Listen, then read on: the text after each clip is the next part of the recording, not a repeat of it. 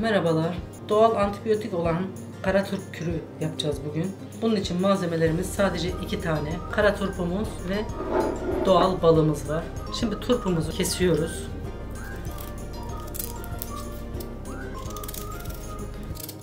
Bu şekilde kesiyoruz. Şuralarına falan hiçbir şeye gerek yok. Şuradan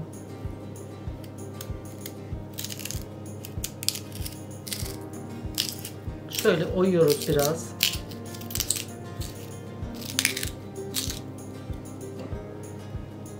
Bu şekilde oyduk.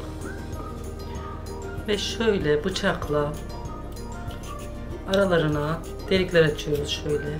Evet, bu şekilde. Ve fincanımızı koyacağız.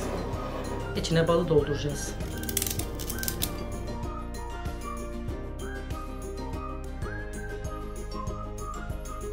Delikler açıyorum.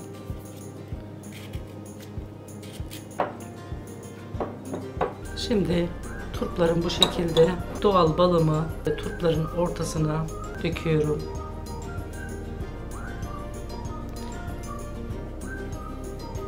Bu şekilde sabaha kadar bekleyecek. En az 12 saat beklemesi gerekiyor.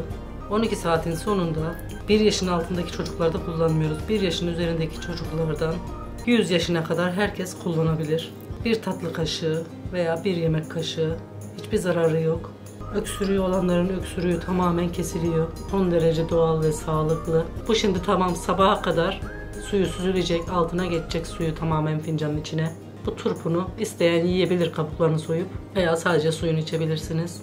Öksürükte, astımda, nefes darlığında tamamen doğal bir antibiyotik arkadaşlar. Sağlıklı günler diliyorum.